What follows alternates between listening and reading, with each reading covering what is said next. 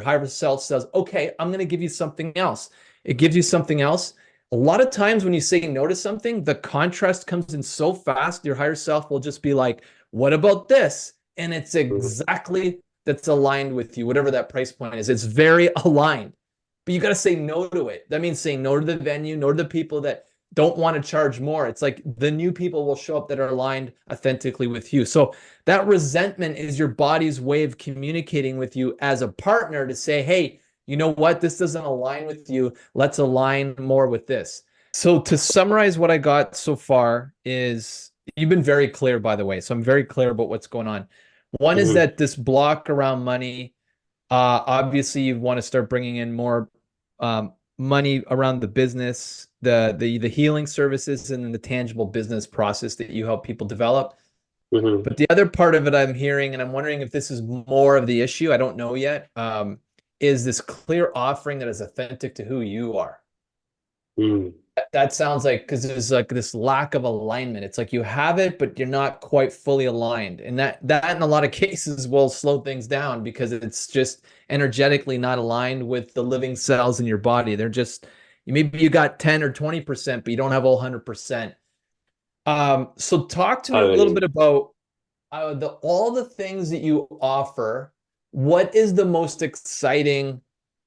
thing that you're most excited about that you offer? Mm. Wow, thank you. Even as you started talking about alignment, I kind of felt myself like energetically sort of like sit upright and feel like fuller. So the most exciting thing that I offer is this um, spoken word and voice jam, which is called Co-Create Live, um, and whereby I guide people into a group connection, and we use interactive meditations to like drop in together. We create a shared a title, like a shared energy that we drop into, and then we have musicians that create live music, and then I facilitate a microphone going around the circle, and everyone gets the chance to express, get in touch with themselves, and intuitively express like words or voice. I So love it. it kind of comes across as a voice activation, but I see it more as a continuation of my artwork of like live improvised art that I've been doing for about a decade and has been very slowly moving forward. Okay, and have you been doing any of these co-create lives at all in the last 6 to 12 months? Yes, yeah, we've done Okay. 21 of them in the last 5 months. Just for my benefit, Mm. what is the benefit to the participant? What do they get out of the experience? So the most powerful outcome that people have shared with me is that there's been a number of people, I would probably say five or six. Most of them have been women actually, who have said afterwards that they found it to be a life-changing experience because their creativity and voice has been so shut down due to trauma or criticism earlier in life. They haven't been able to bring themselves to sing or share their voice, but they felt so safe and encouraged and inspired by the environment that they were able to like sing on a microphone for the first time in 20 years, or they were able to share their voice in a way that they didn't think they would be able to do again. Release of trauma and also an encourage to like express themselves. Yes. Okay, And then the got it. broader impact for other people who don't have those that kind of blocks is they just get to like be part of this creative energy and express themselves in a unique way. So like they get to like tap into different aspects or ways of creating. Love it. Okay, now the magic question. Are you charging for these co-create lives? Yes, we are. At the moment, we're charging a kind of an average admission price for a workshop that you would find in Bali. I do them at two locations, and we're charging between 20 and 10 US dollars for a ticket for each event. And the capacity that we can have is about up to 16 people. each one. Okay, got it. And how long do these last? These 2 events? hours. 2 hours. Okay. Okay. What do you feel like is missing out of that process? Because obviously your excitement's there, but what do you feel is like in terms of alignment, what's missing from that process that could be Hmm, changed, adjusted, added to, that would be more aligned with who you are? interesting. Hmm. And when you say missing from the process, you mean missing from the events? It could be the type of people you're getting. It could be what you're charging. It could be the way you Hmm, do it. Could you do it hmm. remotely or would you just do it in person? Like all of these things. Like what is missing so that it would be more exciting, more aligned with who you are? And that's how you know, is if it's more exciting, then there's something else there that you could be doing with it. Yeah, so one thing that's come to mind is definitely charging more for the events. Yep. Um, and And what, do also you I have a think price point in mind, Bobby? yeah, I mean I think mm, yeah. So there's definitely resistance around this, charging more. Um, but I Tell me, talk to me about the resistance. Talk yeah. to me about the resistance. So one aspect is that one of the venues that we do it at, we collaborate with the venue production team, like they help with marketing and stuff. And I wanted to charge more. Like this is the one where we charge $10, but they didn't want to put a higher price on it because they didn't think that the market in that area would people would be attracted to a higher price. Um, which does make sense because a lot of people I've spoken to in the area were like, "Oh, I'm not going to go because I only go to free events and stuff like that." So that's in that area, and then the one we the one we do in another area. So it's difficult because that decision to put the price up isn't necessarily just mine to make. There is a degree of collaboration with it. Um, Okay, I have but some then comments on this, okay? yeah, Okay, so because I had literally the same conversation yesterday with a client, a new client, mm, and she was saying sort of what you were saying is that you implied this that the people that were paying her this small amount of money were like kind of like, well, I used to do stuff for free. Do you have anything for free? And mm, what I was saying to her is that there are plenty of those types of people, but there are also plenty of people that if you added two, three zeros to that number that would pay that, mm, and you're just not attracting them. That's all it mm, is. mm, So you can, but if it's inauthentic to charge what you're charging at 10, $20, and you don't feel it's aligned with your higher being that you believe is equal exchange, then you're doing a disservice to yourself. You're shooting yourself in your own mm, foot. You're saboteuring it. The mm. choice is always there. And it is a choice to say, you know what? I feel this is worth this. Like, for example, let's say you Yeah. just focused on people that wanted to release trauma, Mm, okay? And you attracted them. Well, now you could probably charge $1,000. And I'm being legitimately authentic because I charge 1,500 for two mm, 1 hour sessions to help people release trauma they've had for 30, 40 years, their entire life. mm, I guarantee that they'll release it. mhm, And because of that, I charge $1,500. Now, if I did it in a group the way you guys were doing it, you could charge maybe 500, 1,000. But once you get out of that 2 hours, it's gone. It's like that trauma's been mm, released. And you mm, say, well, you can keep going to as many of these co-create lives as you want until you release the trauma. That's your guarantee for that price point. mm, Well, now mm. you're going to get someone that is not the people that are going to the ones that you're having necessarily and is more aligned with what you believe is the equal exchange of value. Well, what happens? If you start to choose that as a reality, then you're going to Mm, get people, ideas, instances where you align with that presence of mind, with that energy, with that option. And even the venue, yeah, you're going to find a different venue. They'll be yeah. like, you know what? We could totally see how this would be more aligned with like, the people that we would attract. And not only that, just give us 10% and you can keep the rest so that you can run these events because it brings people into our venue. Mm. Does that connect with you at all?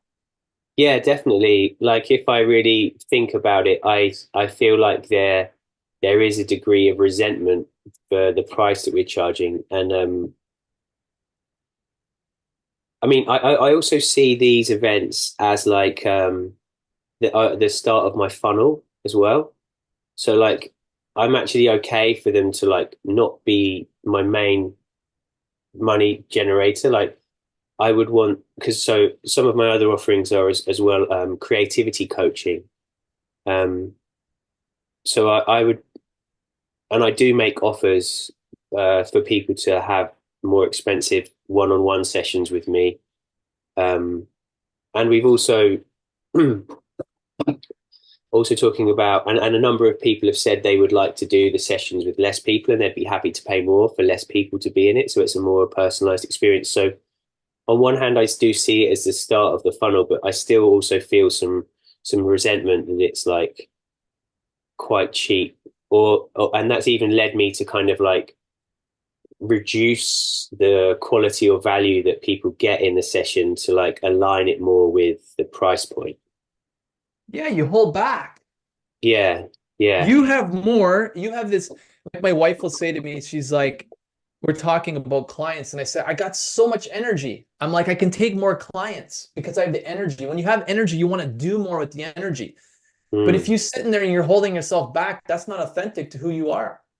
And a yeah. lot of light workers, a lot of people here to help other people and help raise the ascension of the planet, they're Mm, really starting to come into their home. They're starting to come into their wisdom and their strengths, and they're realizing, oh wow, I could charge more to do this.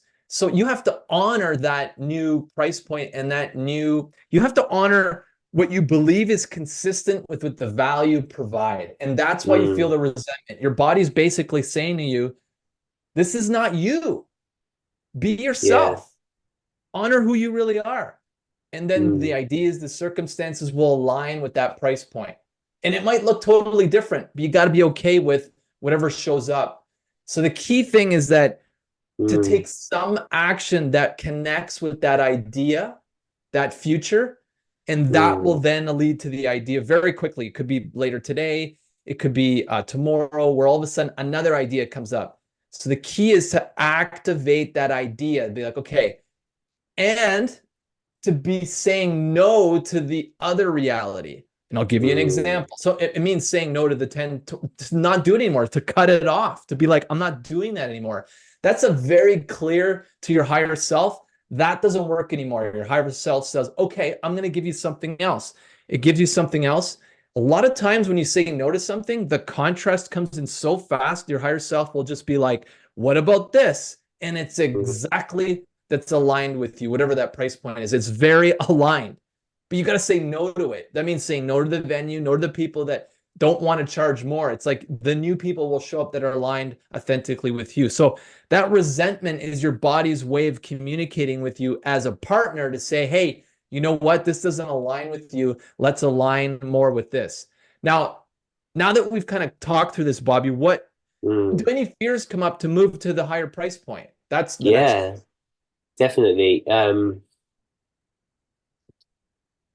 Yeah, I guess the main fear that comes up is that, well, I just feel like there's something else that I should share with you as well, which I think is relevant and important to this, which is for these events, I've also been doing a lot of, um, I guess, back behind the scenes work. So I normally like record the audio and then I will process that, upload it to SoundCloud. I'll then also do edit some videos, and that's part of the marketing for it. But what I've been finding is that that's been really draining me as well on a weekly basis to do this process. And so that's maybe exacerbated the lack of financial return that's been coming in from these events. Um, so then and I think part of what's been really energetically draining about that process is I've been feeling like I have to do all of that marketing and all of that processing or else people won't come. And then that's what I'm feeling when I think about the higher price point is I feel like there'll either be people just won't come or there'll be like a rejection from the venue. And there's Yeah, so something also around the venue being linked with like the group or the social scene that I feel attached with, and so it feels like there would also be some kind of wider social rejection there as well. Wow. Okay, there's a lot. There's a lot here. Mm, Okay. You're doing marketing activities that are not of your highest excitement because of the fear, because of the yeah, well, if they totally. don't do this and it's like Yeah, you really totally. have to honor this idea of the excitement in all areas. Mm, But that being said, is that like literally like it'd be like the higher price point, that's what excites me. But if you have this social rejection there, again, it's just definition or something you're holding on to that just doesn't serve you anymore, and you're probably ready to let it go. So can I what we'll give you do some more is background on that as well? say that again. It's, can I give you a little bit more background and context on the social rejection piece as well? Well, I mean, it probably, I don't know. We have to go in and we have to do a scan, which we can do, Okay. which Okay. we'll do at the end of this call. We'll do a scan and check in.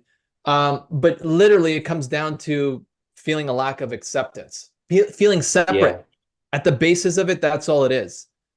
Yeah. And so if you feel that, and you feel this way because it's a belief, it's not because, you know, it's a belief that you have, it's a definition to have, it's an identity that you see yourself. You're like, they're separate from me. In order for me to get acceptance, I need to do certain things. And then the outside, no, that's not how it works. I mean, Mm, you can live your entire life like that. And I'm sure millions of people on earth will over the next 100 years. But for the yeah. rest of us who don't want to live in that limitation anymore, there's always a choice to let go of that Mm, definition. So mm, our next job is to find out where is it stored in the body, and we can do that with a quick scan. You're a sure. highly aware person, so this won't take very long. Uh, So what I want you to do, Bobby, is I want you to close your eyes and I want you mm, to uncross your legs and uncross your arms. hmm. And I I want you have to my take a hands on deep, my knees. that's fine, yeah, as long as they're not crossed. And what I want you to do is I want you to take a deep, deliberate breath in, inhale, and exhale. And again, deep inhale and exhale. And one more time, deep inhale and exhale.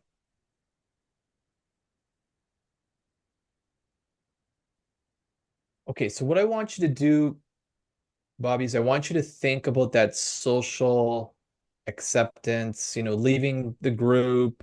Maybe some of the people will come with you. They'll be like, yeah, we should charge more. But some people will just be like, no, this is not, it doesn't work for our venue. It doesn't work. You're going to lose some people. There's going to be a loss there.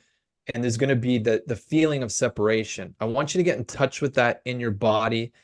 And what we're looking for is it'll be either feel like a tightness, a tension, a heaviness, a staticness.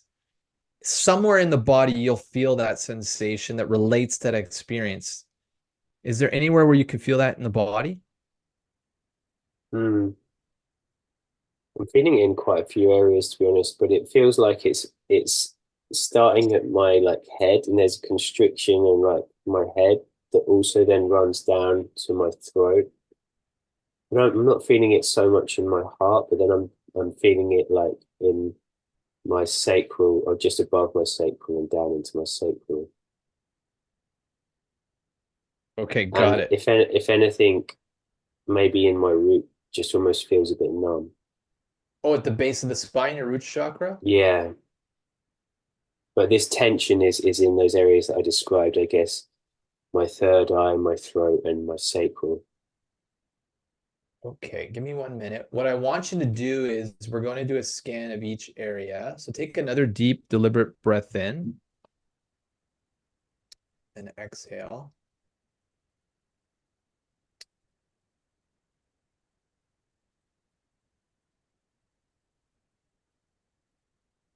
Okay, so what I want you to do, let's start with the head. The word that you used to describe the head was restriction. Is that correct? Yeah, like tension, like a kind of Tension. Got it. crumpled, crumpling. Got it. On a scale of 1 to 10 for the head alone, let's start there. This tension, 10 being Mm. it's very intense, and 1, it's almost nothing at all. What would you rate that tension? Seven. The number seven came up very strongly. And if you were to give the tension in the forehead a size, what size would you get it? Is it like a tennis ball, golf ball, bigger, Hmm. smaller? I'd probably say it's like maybe like a walnut. A walnut. Okay, so it's Yeah, very tiny but very tense. yeah. Okay, got it. So, just for looking at my chakra chart, that looks like it's the third eye, potential, intuition, imagination, that area. Mm, I can tell you okay. from experience, Bobby, from working with other people, when that area is blocked, it also can block your creativity, like these ideas. Um, so now let's go down to the throat. What would be the sensation you would describe around the throat? It's similar to the head. Um, it feels more like a folding. Yep. Compacting, unfolding. Yep. Mm, And on the same scale of 1 to 10, 10 being very intense and 1 nothing at all, what would you rate it? mm. I think it's like a five or a six. Okay. So again, this is the throat chakra. This would be, your way that you express yourself verbally. Um, Mm, Even through writing, sometimes it will still be in the throat, but some sort of form of expression. It's like you're holding your back from saying something, right? Or speaking up. mm.